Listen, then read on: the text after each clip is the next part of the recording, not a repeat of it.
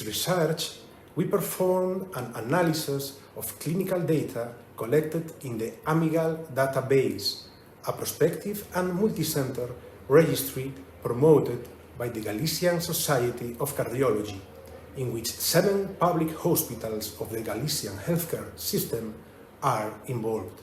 Hello everyone, my name is Gonzalo Barge Caballero. I am cardiologist in the heart failure and heart transplant unit of the University Hospital of La Coruña, a city located in the northwest region of Spain. Also, I am clinical investigator of Centro de Investigación Biomédica en Red de Enfermedades Cardiovasculares, Madrid, Spain. It's a great pleasure for me to discuss in this video the results of our paper entitled Beta Blocker Exposure and Survival in Patients with Transthyretin Amyloid Cardiomyopathy, which has been published in the current issue of Mayo Clinic Proceedings. Briefly, we studied the long-term survival of 128 patients with ATTR cardiomyopathy enrolled in the Amigal registry since January 2018 to Jan 2020. Among them, 65 patients were receiving beta blockers, in most cases at low doses. Main clinical indications for treatment were the presence of other associated cardiac conditions like coronary heart disease, atrial fibrillation, and reduced left ventricular ejection fraction. Even though baseline clinical characteristics of ATTR cardiomyopathy patients treated with beta blockers indicated a more severe profile of this disease as compared to patients who did not receive them, all-cause mortality was significantly lower in the first group, both assessed by means of unweighted survival analysis and by means of survival analysis with inverse probability of treatment weighting. Also, we performed several other sensitivity analyses that reinforced the internal consistency of their result. In recent years, the study of ATTR cardiomyopathy has gained interest, as now the disease can be detected by means of non-invasive diagnostic modalities, and as new drugs are able to improve its adverse prognosis. Despite the most frequent clinical manifestation of ATTR cardiomyopathy is heart failure, until now, no scientific evidence supports the usefulness of traditional medications like beta blockers or RAS antagonists in these patients.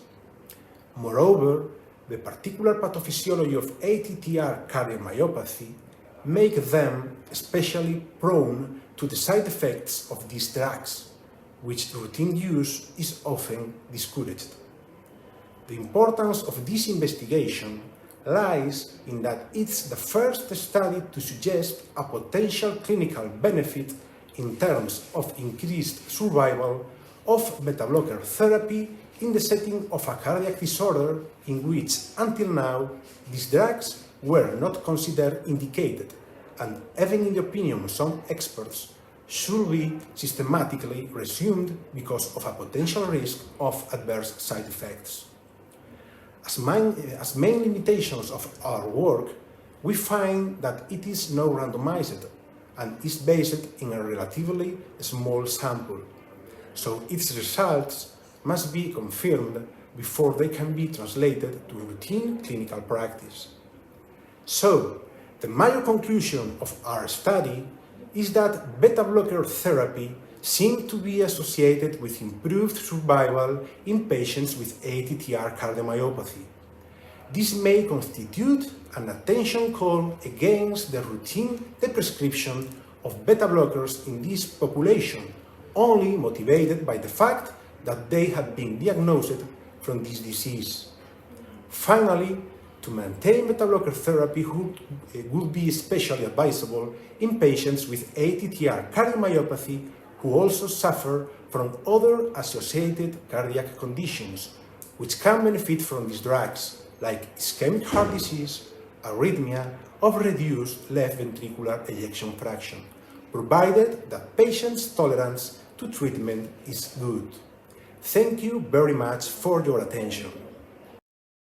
We hope you found this presentation from the content of our website valuable.